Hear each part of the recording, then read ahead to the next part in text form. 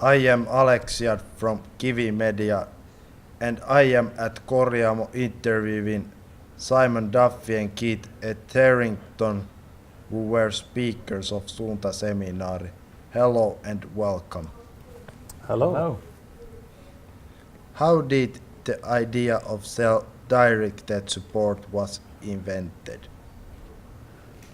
Shall I start I with? think you should start with that one, Simon, yeah.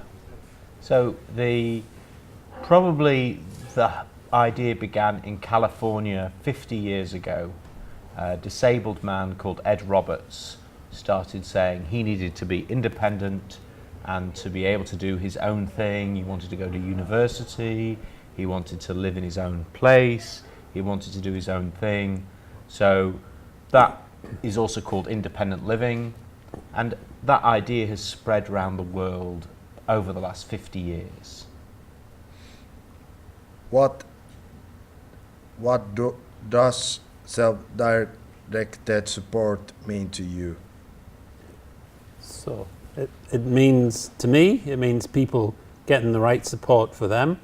So it means them having choices, it means them taking control in whatever way they want, and it means them organising things in the way that works for them or works for them and their families. It's quite, as an idea, it feels quite simple. It's just about getting the right support.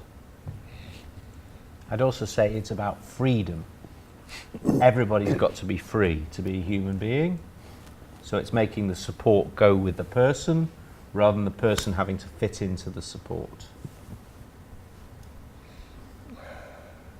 Why do you think SDS is important? Human rights.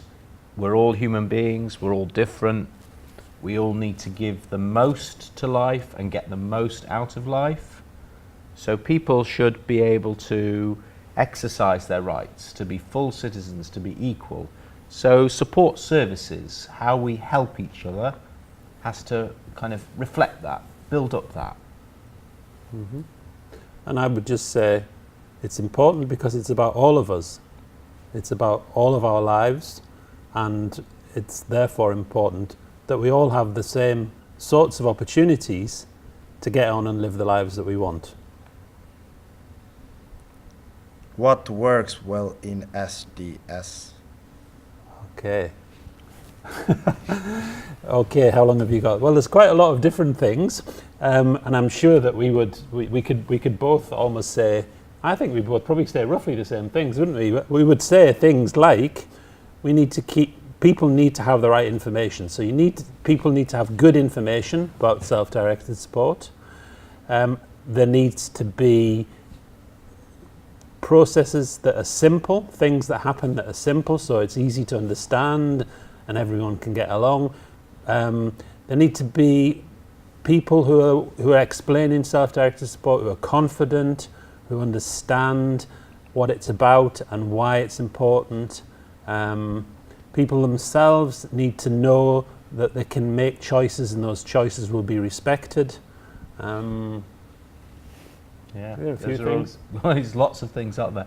I think people need to feel they do have these rights. In sometimes English we talk about an entitlement.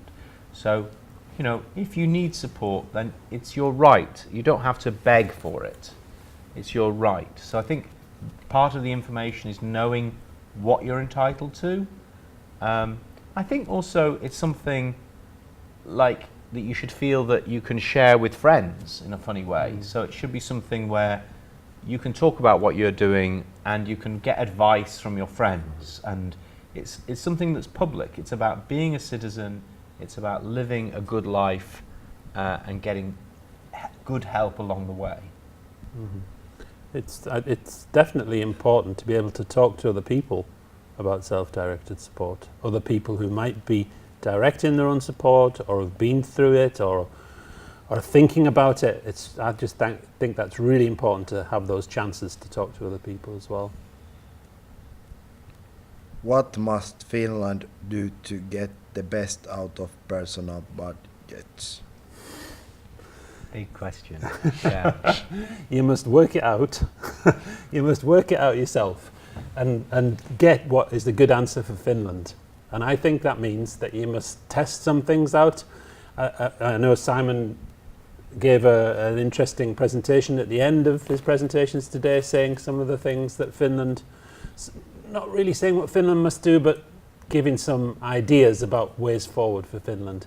But in the end, you need to have something that works for you in your own country, and that is about everybody working together to find the right solutions and doing little bits of testing first of all to see what's working now, what you want to change, how are you going to take it forward.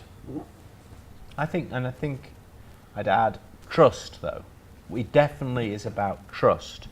So it's about trusting people with disabilities to make good decisions. It's about trusting families who are helping people. It's about trusting social workers and people who are directly working together with people with disabilities. It's trying to, in a way, it's got to be trying to take power a little bit away from the system and move it back down to people, and that is about trust. Does that make sense? It makes sense to me. Trust is quite a big word, and it takes time to develop it, doesn't it? But it's really, really important. I trust you to ask the right questions, actually.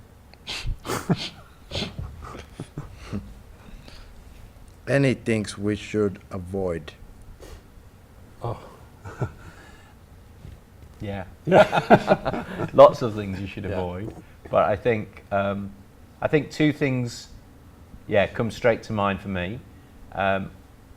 One is just it is bureaucracy, complexity, forms, filling in lots, all of those things that stop people being imaginative, stop people coming up with crazy ideas and testing them out.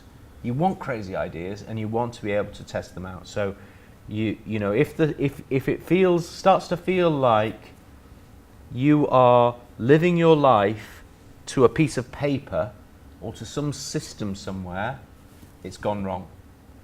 And the other thing I really think, and I was saying today, is that you really need to watch out for the spending crazy money on implementing new systems, getting lots of management consultants coming along and talking about things. So when countries make big changes like Finland is about to make, sometimes they spend money on some stupid things.